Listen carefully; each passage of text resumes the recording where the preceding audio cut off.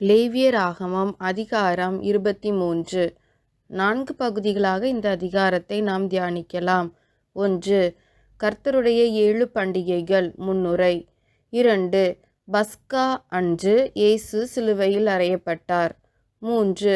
பஸ்கா பண்டிகையிலிருந்து பெந்தைக்கோஸ்தே பண்டிகை வரை ஒரு ஆய்வு. 4. எக்கால பண்டிகை முதல் கூடார பண்டிகை வரை ஒரு ஆய்வு. 1. கர்த்தருடைய 7 பண்டிகைகள். முன்னுரை. இந்த அதிகாரத்தில் 7 பண்டிகைகள் கர்த்தருக்கு இஸ்ரவேல் ஜனங்கள் ஆசரிக்க வேண்டும் என்பதை குறித்த பிரமாணம் விளக்கப்பட்டுள்ளது. குறிப்பாக பஸ்கா பண்டிகையும் புளிப்பில்லா அப்ப பண்டிகையும் முதற்பலனாம் பண்டிகையும் பெந்தைக்கோஸ்தே எனும் பண்டிகையும் நிசான் மாதம் முதல் சிவான் மாதம் வரைக்கும் ஆசரிக்கப்பட்டன.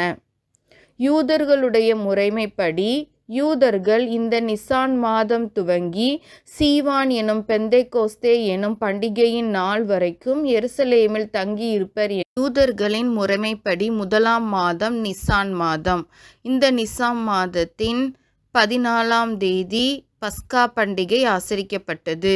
15ஆம் தேதி முதல் 21ஆம் தேதி வரைக்கும் 7 நாட்கள் புளிப்பில்லா அப்ப பண்டிகை ஆசரிக்கப்பட்டது.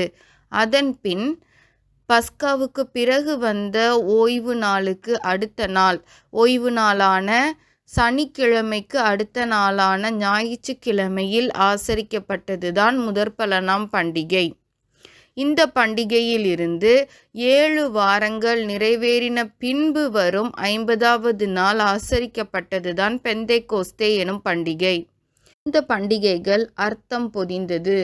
பஸ்கா பண்டிகை ஆசரிக்க வேண்டியதன் முக்கியத்துவத்தை குறித்து யாத்திராகமம் 12வது அதிகாரத்தில் நாம் வாசிக்கிறோம். இந்த பஸ்கா பண்டிகையின் முழு முறைமையும் அங்கே விளக்கப்பட்டுள்ளது. அது எகிப்தின் அடிமைத்தனத்திலிருந்து விடுதலையாவதை குறித்தது. மேலும் புளிப்பில்லா அப்ப பண்டிகையை குறித்த தான நியமமும் அதே யாத்திராகமம் 12வது அதிகாரத்தில் விவரிக்கப்பட்டுள்ளது. அது புளிப்பில்லாத அப்பமானது புளிப்பதற்கு முன்னதாகவே எகிப்திலிருந்து அவசரமாக மக்கள் வெளியேறியதை குறிக்கிறது. முதற்பலனாம் பண்டிகையானது செங்கடலை கடந்ததை குறிக்கிறது.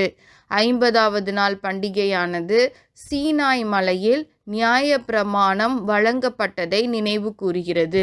எனவே இந்த முதல் மாதம் பிரத்யேகமாக பண்டிகைக்கு என இஸ்ரவேலர்களால் ஒதுக்கப்பட்டு கர்த்தருக்கு பண்டிகை ஆசரிக்கப்பட்டது. இவை மேசியாவை குறித்த தீர்க்க தரிசனங்களையும் உள்ளடக்கியுள்ளது. இதன் பின் 7வது மாதம் 3 பண்டிகைகள் ஆசரிக்கப்பட்டன. 7வது மாதம் திஷ்ரி மாதம் என அழைக்கப்படுகிறது. எக்கால பண்டிகை, பாவ நிவிர்த்தி நாள், கூடார பண்டிகை. எக்கால பண்டிகை என்பது முதலாம் நாள், 7ஆம் மாதம் 1ஆம் நாள் ஆசரிக்கப்பட்டது. இதுவே யூதர்களின் இன்றைய பிரதானமான மாதம். 1வது மாதம் யூத பண்டிகையாம் ரோஷ் ஹஷ்னா என்பது இந்த எக்கால பண்டிகையில்தான் ஆசரிக்கப்படுகிறது. அதன் பின் இந்த எக்கால பண்டிகையில் இருந்து 10 நாட்கள் கடந்த பின் 10ஆம் தேதி வருவது யோம் கிப்பூர் எனும் பண்டிகையாகும். இந்த பாவ நிவிர்த்தி நாளை குறித்ததான தெளிவான விளக்கம் லேவியராகமம் புத்தகத்தின் 16வது அதிகாரத்திலும் அடங்கியுள்ளது. இதன் பின்னர் கூடார பண்டிகை 7 நாட்கள் 7ஆம் மாதம் 15ஆம் தேதி துவங்கி 7ஆம் மாதம் 21ஆம் தேதி வரைக்கும் ஆசரிக்கப்பட்டது. இதன் முதலாம் நாள் ஆசரிக்கப்பட்ட ரோஷ் ஹஷ்னா எனும் யூதர்களின் புத்தாண்டு தினமானது கர்த்தருடைய சிருஷ்டிப்பை கொண்டாடுகிறது. பாவ நிவிர்த்தியின் நாளானது பாவ தண்டனை நிவிர்த்தியானதை வெளிப்படுத்துகிறது. அதாவது எகிப்தில் இருந்து அடிமைத்தனத்திலிருந்து கடந்து வந்தவர்கள் பாவத்தோடு கடந்து வருகின்றனர். அவர்களுக்கான நியமங்கள், எது பாவம் எது சரி என்பது கொடுக்கப்பட்டு அந்த பாவம் ஒரு மனிதனால் செய்யப்படும் போது தண்டனை நிவிர்த்தி செய்ய ஆசரிக்கப்படும் நாளாக பாவ நிவிர்த்தி நாள் இருந்தது. அதன் பின் கூடார பண்டிகை என்பது வாக்குத்தத்தம் பண்ணப்பட்ட தேசத்திற்குள் அவர்கள் வரும்போது அதை நினைவு கூறும் பண்டிகையாக இருந்தது. இது 7 நாட்கள் 21ஆம் தேதி வரைக்கும் ஆசரிக்கப்பட்டது. 2. பஸ்கா அன்று இயேசு சிலுவையில் அறையப்பட்டார். இன்று நாம் ஆசரிக்கும் ஈஸ்டர் பண்டிகை, அதாவது கிறிஸ்து உயிர்த்தெழுந்த பண்டிகையும் பஸ்கா மற்றும் முதற்பலனாம் பண்டிகையும் ஒன்றோடு ஒன்று இணைந்தது. அதை குறித்து இன்று நாம் காணலாம். லூக்கா 22வது அதிகாரத்தில் இயேசு பஸ்கா எனப்பட்ட புளிப்பில்லாத அப்ப பண்டிகையை ஆசரித்தார் என நாம் வாசிக்கிறோம். முதல் 2 வசனங்களில் அவர் அப்ப பண்டிகை சமீபமாய் இருந்தபோது கர்த்தரை விரோதித்தவர்கள் இயேசுவை கொலை செய்ய வகை தேடினர். இந்த நேரத்தில் அவர் தமது சீஷர்களிடம் பஸ்காவை ஆயத்தம் பண்ண சொல்லி சீஷர்களோடு கூட பஸ்காவை உண்டார்.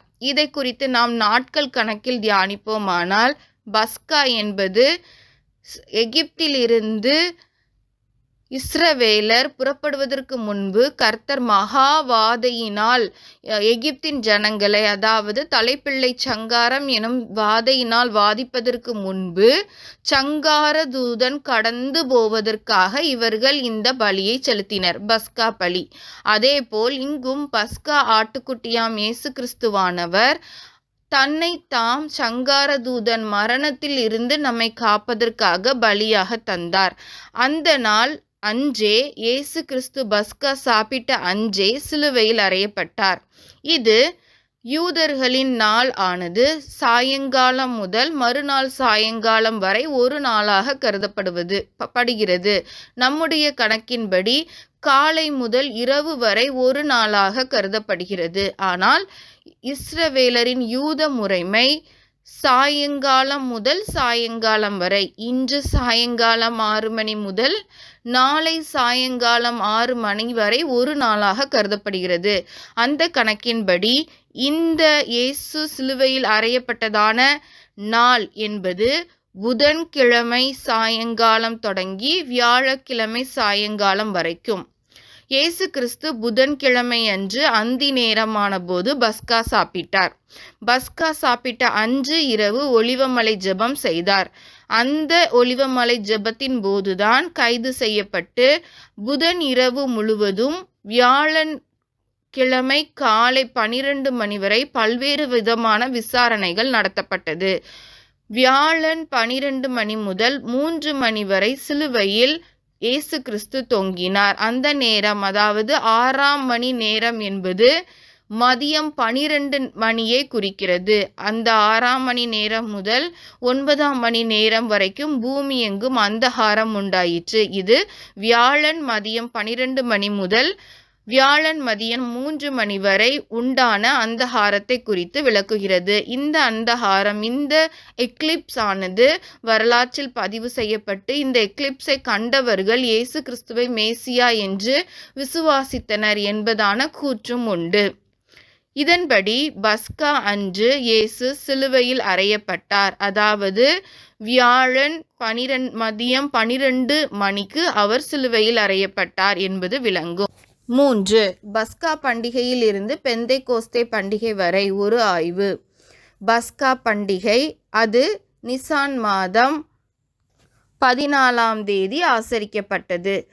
அதன் பின் புளிப்பில்லா அப்ப பண்டிகை 15ஆம் தேதி முதல் 21ஆம் தேதி வரை ஆசரிக்கப்பட்டது. முதற்பலனாம் பண்டிகையானது பஸ்காவுக்கு பிறகு வரும் ஓய்வு நாளுக்கு அடுத்த நாள்.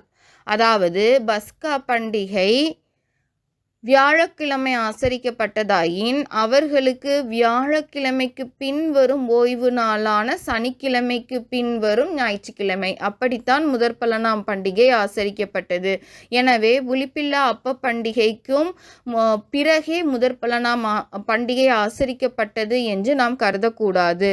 பஸ்கா பண்டிகை அவர்கள் ஆசரித்த பின் வரும் முதல் ஓய்வு நாளுக்கு அடுத்த நாள் முதற்பலனாம் பண்டிகை. அது புளிப்பில்லா அப்ப பண்டிகைக்கு முன்பதாகவும் இருக்கலாம்.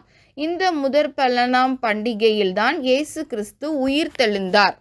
இதை நாம் விளங்கிக் கொள்ள வேண்டும் என்றால், பஸ்கா பண்டிகையின் போது சிலுவையில் அறையப்பட்ட கிறிஸ்து முதற்பலனாம் பண்டிகையின் போது, அதாவது ஈஸ்டர் பண்டிகை என்று நாம் இன்று ஆசரிக்கிற பண்டிகையின் போது அவர் உயிர்த்தெழுந்தார்.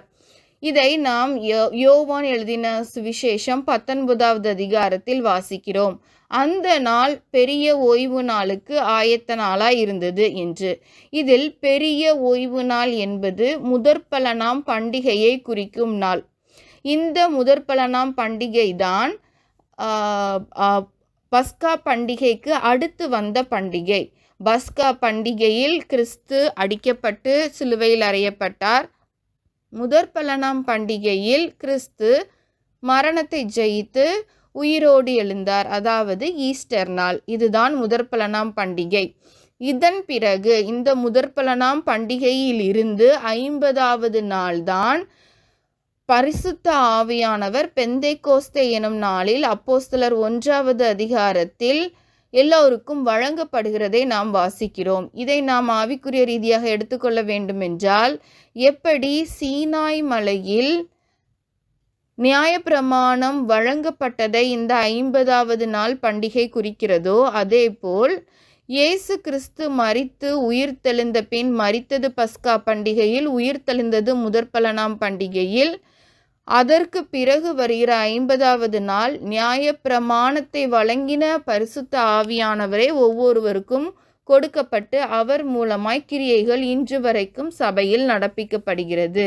இதுவே கிறிஸ்துவின் பாடு, மரணம், உயிர்த்தெழுதல், பரிசுத்த ஆவியானவர் வந்த பெந்தைக்கோஸ்தே எனும் நாள் வரைக்கும் உள்ளதான நிகழ்வுகள். இவை ஒவ்வொன்றும் கர்த்தருடைய பண்டிகைகள் ஆசரிக்கப்பட்ட அந்த நாளுடன் இணைந்தவையாக இசைந்தவையாக உள்ளது. மேசியா இயேசு கிறிஸ்து ஏற்கனவே உலகத்தில் வந்தார் என்பதன் ஆதாரமாகும். 3. எக்கால பண்டிகை முதல் கூடார பண்டிகை வரை. இந்த பண்டிகைகள் 7ஆம் மாதத்தில் ஆசரிக்கப்பட்டன. இதில் எக்கால பண்டிகை என்பது இனி வரக்கூடிய இரகசிய வருகையில் விசுவாச கூட்டத்தார் சபையாம் நாம் கர்த்தருக்கு காத்திருப்பவர்கள் எடுத்துக்கொள்ளப்படுவதை குறிக்கிறது. மேலும் பாவ நிவிர்த்தி நாள் என்று ஆசரிக்கப்படுகிற 10வது நாள் கர்த்தருடைய 2ஆம் வருகை, பகிரங்க வருகை, நியாயம் தீர்க்கிறவராய், பாவத்தின் தண்டனைக்கு நிவிர்த்தி செய்கிற நியாயத்தை கொடுக்கிறவராய் வருகிற நாளை குறிக்கிறது. மேலும் அதன் பின் வருகிற கூடார பண்டிகையானது 1000 வருட அரசாட்சியை குறிக்கிறது. மேலும் இந்த எக்கால பண்டிகைக்கு பின் வரும் பாவ நிவிர்த்தியின் பண்டிகையை குறித்து மிக தெளிவாக லேவியராகமம் 16வது அதிகாரத்தில் நாம் வாசிக்கலாம். இந்த அதிகாரத்தில் பாவ நிவிர்த்தி எப்படி செய்ய வேண்டும், 7ஆம் மாதம் 10ஆம் தேதி ஒரு பிரதான ஆசாரியன் செய்ய வேண்டிய அனைத்து காரியங்களும் விளக்கப்பட்டுள்ளது. பிரதான ஆசாரியனானவன் அன்று ஒரு நாள் மகா பரிசுத்த ஸ்தலத்திற்குள் சென்று பலி செலுத்தி கிருபாசனத்தின் முன் இரத்தத்தை தெளித்து பலிபீடத்தை பிராயச்சித்தம் பண்ணி பலியை தகனித்து அதன் பின் அவன் செய்ய வேண்டிய முழு காரியங்களும் விளக்கப்பட்டுள்ளது. இது முழுக்க ஒரு பிரதான ஆசாரியன் பாவ நிவிர்த்தி நாளில் செய்ய வேண்டிய ஒன்றாகும். அதேபோல் எப்படி பிரதான ஆசாரியன் பாவ நிவிர்த்தி நாளில் அந்த ஒரு நாளில் மாத்திரம் மகா பரிசுத்த ஸ்தலத்திற்குள் சென்று அனைத்து காரியங்களிலும் செய்தாரோ, அதேபோல் இனி வரும் 2ஆம் வருகையான பகிரங்க வருகையில் நம்முடைய பிரதான ஆசாரியனாகிய இயேசு கிறிஸ்துவானவர் நியாயாதிபதியாய் பாவத்தின் தண்டனையை நிவிர்த்தி செய்கிறவராய் அவனவனுக்கு அவர் அளிக்கும் காரியங்கள் அவரோடு கூட வருகிறது. அதன் பின் ஆசரிக்கப்பட்ட கூடார பண்டிகையானது சுக்கோத் என்று யூத மொழியில் அழைக்கப்படும் இந்த பண்டிகையானது 2ஆம் வருகைக்கு பின் நியாயம் தீர்க்கப்பட்ட பின் இருக்கிற 1000 வருட அரசாட்சியை குறிக்கிறது. இதுவே இனி வரப்போகும் காலங்களுக்குரிய பொருட்களாக நமக்கு கொடுக்கப்பட்டுள்ளது. இனி நாம் காத்திருப்பது சபை எடுத்துக்கொள்ளப்படுவதற்காகவும் பாவ நிவிர்த்தியாம் 2ஆம் வருகைக்காகவும் 2ஆம் வருகைக்கு பின் நமக்காக வைக்கப்பட்டுள்ள 1000 வருட அரசாட்சி, அதன் பின் என்றென்றும் கர்த்தருடன் இருந்து வாழப்போகிற வாழ்வையும் குறிக்கிறது. எனவே நாம் இன்னும் விரிவாக பஸ்காவை குறித்த நியமங்களை அறிந்து கொள்ள யாத்திராகமம் 12வது அதிகாரத்தின் விளக்கத்தை தியானிக்க வேண்டியது அவசியமாயிருக்கிறது. பாவ நிவிர்த்தி நாளுக்குரிய பிரமாணங்களை அறிந்து கொள்ள வேண்டுமானால் லேவியராகமம் புஸ்தகத்தின் 16வது அதிகாரத்தை தியானிப்பது அவசியமாயிருக்கிறது. ஜெபிப்போமா? அன்பின் பிதாவே, இந்த வேலைக்காக உமக்கு நன்றி. நீர் எங்களுக்கு சிலுவையில் செய்து முடித்த காரியங்களுக்காகவும் இனி நீர் எங்களுக்காக அப்பா செய்யவிருக்கிற காரியங்களுக்காகவும் எங்களுக்காக ஆயத்தம் பண்ணி இருக்கிற பரலோக வாழ்விற்காகவும் அதற்காய் நீர் காலங்களை அப்பா ஆயத்தப்படுத்தி கொண்டிருக்கிற எல்லா விஷயங்களுக்காகவும் உமக்கு நன்றி செலுத்துகிறோம். அப்பா, நீர் எங்களை காண வரும்போது அப்பா மண்டை சேர தகுதியுள்ளவர்களாய் எங்களை மாற்றும். துதிகன மகிமையும் ஒருவருக்கே செலுத்துகிறோம். நீர் பிரேசுவின்